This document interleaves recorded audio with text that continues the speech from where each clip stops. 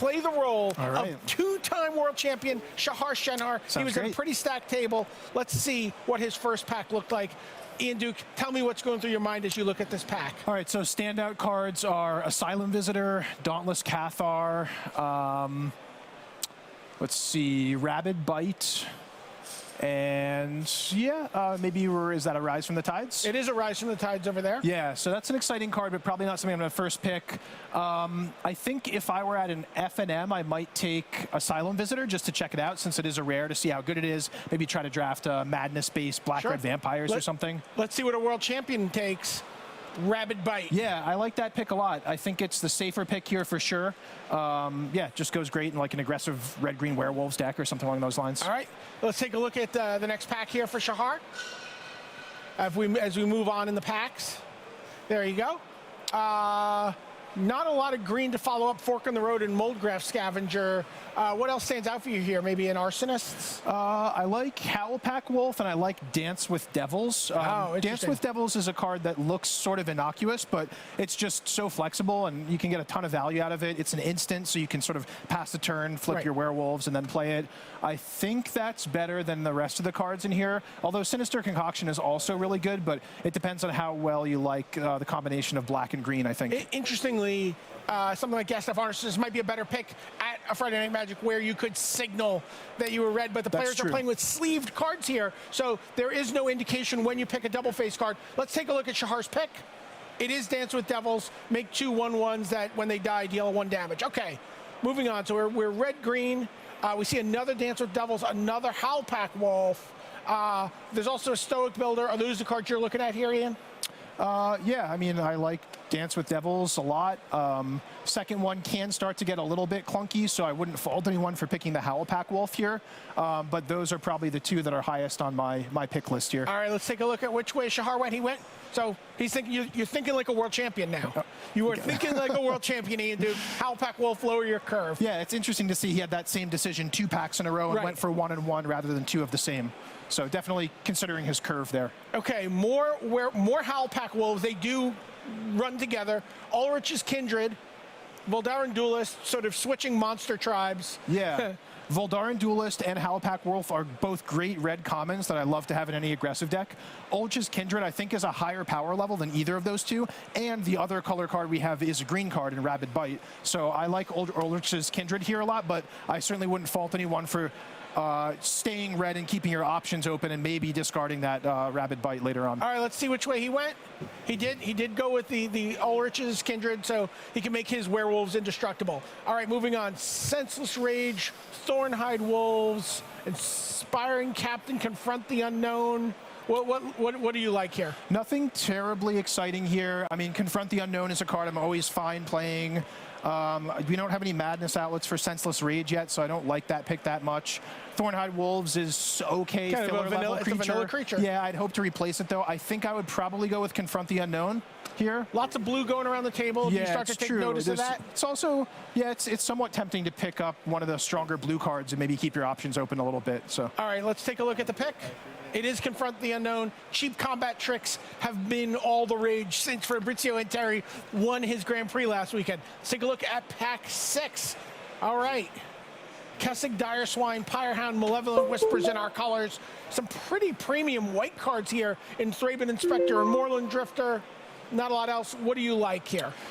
The Dire Swine is not really at its best in red-green. I think that's sort of a replacement level card. You'd hope to get something better. And Pyrehound, you really need to be instant and sorcery heavy, which we are not right now. So I don't like either of those choices. Malevolent Whispers looks pretty good here. I'd be happy main decking 1 or having flexibility of having 1 in the sideboard. So I think that's probably the best pick. Let's see the pick. It is Malevolent Whispers, so the threaten, but if you have Madness, it can become Rave Command. All right, moving on. So we've got only 2 packs left where we haven't seen any cards yet, and we get a pretty late werewolf pick here in Convicted Killer or Aim High. I guess those are our two options if we're staying on course, and of course 2 pieces of equipment. Yeah, I personally think Aim High is just a stronger card. I like having combat tricks to round out my aggressive deck. Convicted Killer is not a card I'm excited about because it's just so bad on the front side until you transform it. Grey Ogre is just not a card I'm excited about. That said, it is a werewolf and it's early, so there is possibility to get more werewolf synergies as the packs go on, but I would pick Aim High here. As the packs go on, nice. Yeah. All right, let's see which card he took. He did take the Convicted Killer. Yeah, it's reasonable. Okay, moving on. So this is the last card, fresh look at cards we're going to get. Good news for you. There's another Aim High that you didn't get to take last pack. Yeah. That maybe you can take this pack if you don't take a Crawling Sensation, which I don't know how I don't think Crawling Sensation is a card you want in red-green. And that looks like the way we're shaping up. So Aim High, I think, is the pick here. Let's take a look. Pretty clearly. Yep. Aim High, so now there's 2 combat tricks in our red-green deck, and then we get to look at our first pack that we open, and we see what comes back. And by the way, it's 3 blue cards that I've played in my decks pretty consistently. So yeah, blue definitely looks pretty open in this and or deep. But I think things are also going well for Shenhar here. And Moonlight Hunt, just a perfect card for a deck that's shaping up to have a lot of wolves or werewolves. Yeah, each creature you control, that's a wolf or a werewolf. That's good. That's good for Shenhar here. Yep. I'm assuming that's what he picks. There you go. Let's take a look at where he was after pack 1. So you see from the Moonlight Hunt, you've got a Stoic Builder and a Watcher of the Web. There were a lot of those at this table. So solid red-green going into pack 2. Yeah, I mean, a little shallow so far with what we have. It doesn't look like any of these 5 cards here are going to make the cut. Maybe like Stoic Builder to fill out the curve or something. Okay. But So let's take a look at what he was looking at as the packs change direction for the second go-around. Wow, so Lightning Axe just jumps out as a great card, one of the best red uncommon. Probably one of the best uncommons, period. Play it in any deck. It's even better with Madness. We do have a Madness card so far.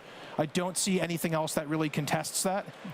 Neglected Heirloom is also a really good card, but not great on in the a level. werewolf deck. Yep, not on the level of Lightning Axe. It's easy to trigger it. Thing in the Ice, not something you want to splash in a creature deck. Yeah, important to note, though, that it's in the draft. I mean, somebody might be doing that. Let's see the pick. It is Lightning Axe. Moving on to pick 2, we see a Werewolf and Hinterland Logger, another Moonlight Hunt, Moldgraph Scavenger, not something we want. So do you just take the Logger here? It's an interesting pick. I think Moonlight Hunt has the potential to be a stronger card in Shahar's deck. You know, looking forward to how the rest of it's going to shape out. But that said, it did come around 9th pick in pack 1, so there's a chance it might wheel. And Hinterland Logger is just a safe pick that fills out your curve and ensures you have enough werewolves to make your first Moonlight Hunt work. All right, let's reveal the pick. I like the Logger. Yeah, it is the Logger. Okay. Moving on. So now, you know, we didn't take Crawling Sensation before. We're not going to take it now. Moonlight Hunt versus Ulrich's Kindred. Yeah, so this is the werewolves are wide open here. I think Ulrich's Kindred is the pick here. I think it's overall a more powerful card than Moonlight Hunt, but they're close. But just ensuring that you have enough wolves and werewolves in your deck in order to play the Moonlight Hunt that you already have, and maybe one of the 2 that might wheel, I think the Kindred is the better pick. I want to know what the pick is, and I want to know why Skeet Ulrich has Kindred. There you go. He takes the wolf. Let's move on to pick 4. And there's more wolves here for us. There's an Ember Eye Wolf, which is a nice low curve creature. There's another Rise from the Tides here. This is not an exciting pack for Shenhar. I mean, it's important to note the Rise from the Tides is there. If you're really scared of someone going deep on that deck, you could counter draft it. Ember Eye Wolf is decent, though, and it is a wolf. Do you like Tormenting Voice in a deck like this? I don't love it in a deck like this. I like it a lot more in blue-red spells or maybe red-black Madness. So I think I would pick the Ember Eye Wolf, but I'm not super thrilled to do it. Let's take a look. There it is. Trades up, gives you something to do with your mana in the late game. Can be a nice card. Okay.